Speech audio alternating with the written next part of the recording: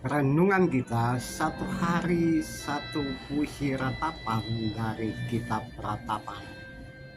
Hari ini ratapan pasal 3 ayat 49 sampai 66. Ya, ratapan 3 ayat 49 sampai 66. Pada bagian pertama dan kedua dari kitab Ratapan kita sudah bertemu dengan penyebab meratap terus menerus yang meratap tentang keadaan bangsanya, rakyatnya, umatnya. Dia meratap tentang kota, negara, dan juga terutama dia meratap tentang bait Allah yang sudah hancur lebur. Di balik itu dia lebih banyak meratap tentang anak manusia yang terbunuh, hancur tanpa belas kasihan akibat serangan musuh. Dan mereka imani itu sebagai penghukuman terhadap umat karena mereka tidak taat terhadap Tuhan. Pada bagian ini juga menunjukkan tentang cerita diri peratap yang terus-menerus menangis. Dia terus-terus menangis sambil berdoa dan memohon pertolongan dari Tuhan tentang keadaan bangsanya. Sampai Tuhan memandang dari atas, ia tidak berhenti menangis. Bahkan cerita diri tentang ia diburu-buru, dia dilempar, dan bahkan dimasukkan ke dalam lubang yang dalam. Semua itu terjadi, tapi dia tidak memandang penderitaan itu, kemudian berhenti berseru kepada Tuhan. Semakin dia jatuh dan jatuh akibat penghukuman, dia tercecer, terlupakan, dan diejek karena penghukuman Tuhan terhadap umat, dan ia juga merasakannya. Ia terus berseru kepada Tuhan, "Ya Tuhan, ku memanggil dirimu. Dengar suaraku. Aku memanggil namamu. Ya Tuhan, perjuangkan perkaraku. Ada yang terjadi ketidakadilan dalam hidupku, dan berikanlah keadilan. Dan dendam yang dibuat orang terhadap mereka, dia menerima semuanya itu menjadi ejekan.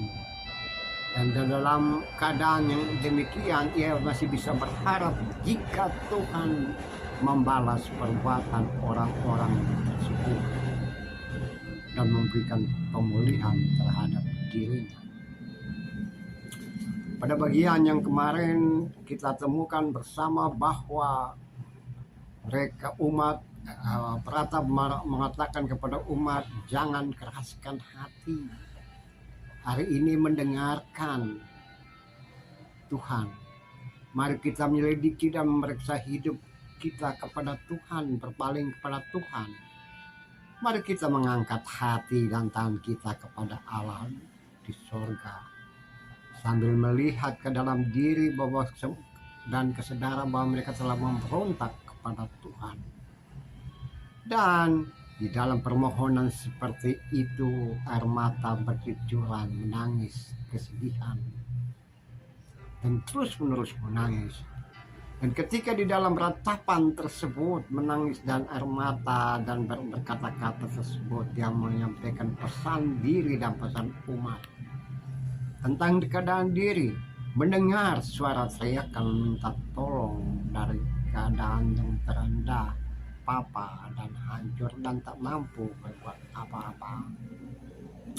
Hanya bisa berkata pada Tuhan, perjuangkan hidup dan kehidupanku.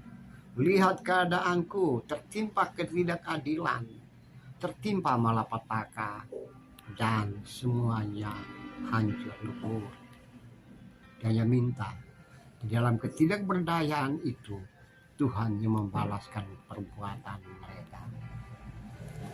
Saudara-saudara yang kekasih, saudara-saudara dalam Tuhan, saudara-saudara dalam kemanusiaan, Mungkin saja pergumulan hidup dan kehidupan kita tidak seperti yang dialami oleh umat pada masa lalu. Dan cerita diri kita tidak seperti kesedihan yang begitu sangat mendalam yang terjadi pada hidup peratap.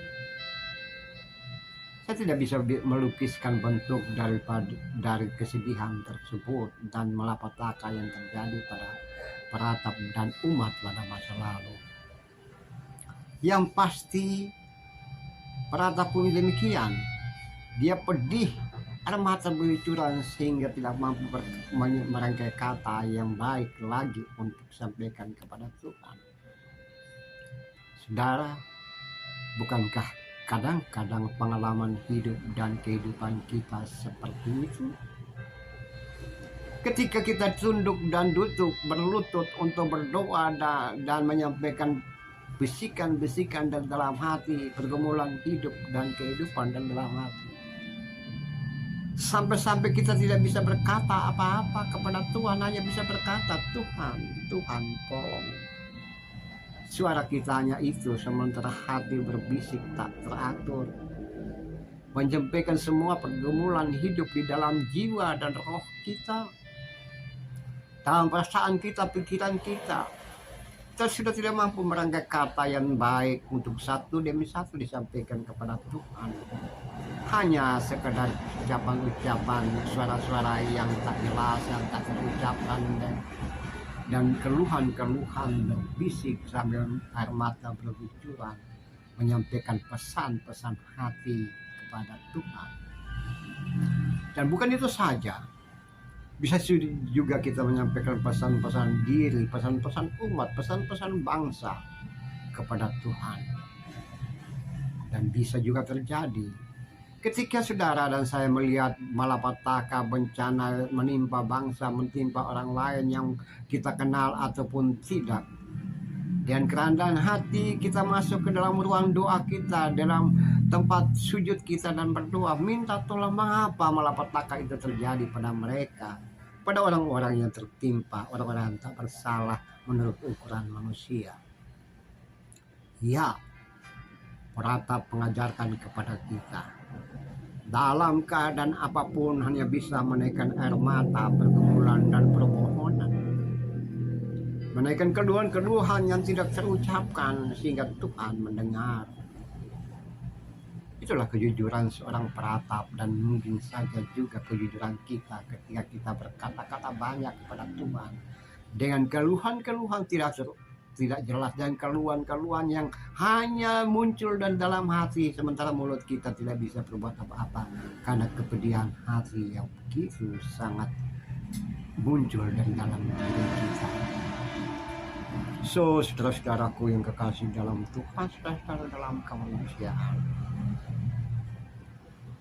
terus menerus berseru kepada Tuhan, dan biarlah Ia bertindak untuk saudara dan saya. Tidak perlu melakukan banyak hal untuk membalas kejahatan dan kejahatan, ataupun tidak terlalu banyak kata-kata yang mungkin saja terlalu indah untuk Tuhan. Tidak. Yang pasti Tuhan melihat air mata, tangisan. Tuhan mendengar jeritan, keluhan, bisikan hatimu, dan Ia terus-menerus memantau kita. Dan pada saatnya Ia memulihkan dan menyembuhkan luka-luka batin kita. Terpujilah Tuhan, terpujilah Kristus, haleluya, amin.